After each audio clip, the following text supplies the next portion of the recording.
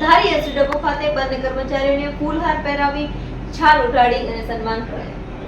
ધારી ST ડેપોમાં હેડ mechanic તરીકે ફરજ બજાવતા પ્રવીણભાઈ બાબરિયાની વિભાગીય કચેરી ખાતે બદલી થતા તેમજ ટીસી તરીકે ફરજ બજાવતા દલસુખભાઈ પરમાર વયમર્યાદાને કારણે નિવૃત્ત થતા એમ બંને કર્મચારીઓ વિદાય સમારંભ એસટી વર્કશોપ ખાતે રાખવામાં આવ્યો હતો અને તેમણે ઈમાનદારીપૂર્વક ફરજ બજાવી હતી।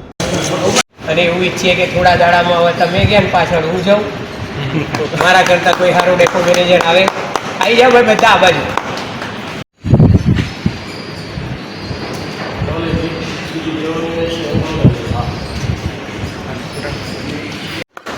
હાલો બદ્રેશભાઈ તમે બી આવી જાઓ ભાઈ। આપણી આ ટીમ આમ નામ આપણે ભવિષ્યમાં સાચવી રાખીશું। સન્માન માટે તો તેમના નામ બોલો। આપણે મનોજભાઈ બધી બેઠા ખરેખર એક વસ્તુ કહું કે પ્લસ પોઈન્ટ ધારી ડેપો માટે વય મર્યાદાને કારણે નિવૃત્ત થાય છે એટલે આપણે દુઃખ છે, ધારીનો ખોટ ખુશી છે, ધારીને ખોટ ડ્રાઈવર કંડક્ટરનો ખાસ ડ્રાઈવર કંડક્ટર માટે ખાસ, કેમ કે જ્યાં સુધી કે હું ધારી ડેપોમાંથી 2012માં નિવૃત્ત થયો છે।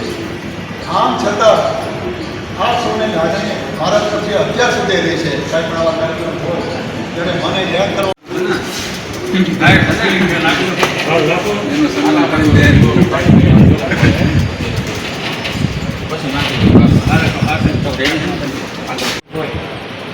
બરોબર, આપણે કાગળિયાભાઈ સાહેબ નથી આપણાથી જીતમાં જ છે, એમને ઘણા વર્ષો બાકી છે। ભવિષ્યમાં ચોક્કસ પાછા આપણે ધારી ડેપોમાં જ આવશે। ટીસી જે વય મર્યાદાને કારણે ગત 30/6/25ના રોજ નિવૃત્ત થઈ આજ રોજ 27/5/25ના રોજ તેનો નિવૃત્તિ વિદાય કાર્યક્રમ કરે।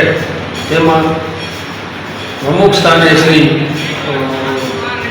દામજીભાઈ દાપડા, હસમુખભાઈ દાપડા તથા મનુભાઈ દાપડા, પછી આપણા નિવૃત્ત જે શ્રી પાલજીભાઈ ચાવડા હાજર રહે, તેમજ એટીઆઈ શ્રી સ્પેશિયલ અમારા માનને ખાતર અહીંયા આવી ભૈલુભાઈ બસિયા, રાજુભાઈ એટીઆઈ ડિવિઝન તથા મનોજભાઈ વાળા, શિવરાજભાઈ કેશિયર, રહીમભાઈ, પછી ધવલભાઈ, ડ્રાઈવર કંડક્ટર તથા બહેનો ચડતા ઉતરતા બધા બહોળી સંખ્યામાં હાજર રહી દલસુખભાઈનો વિદાય કાર્યક્રમ ખૂબ સારી રીતે પૂર્ણ સંપન્ન કરે તે બદલ આવેલ તમામ મારા ભાઈઓ બહેનો તથા મારા માન ખાતર જ્યાં જ્યાંથી અમે જે લોકોના ફોન દ્વારા જાણ કરી તમામ પધારેલ મિત્રોને ખૂબ ખૂબ અભિનંદન।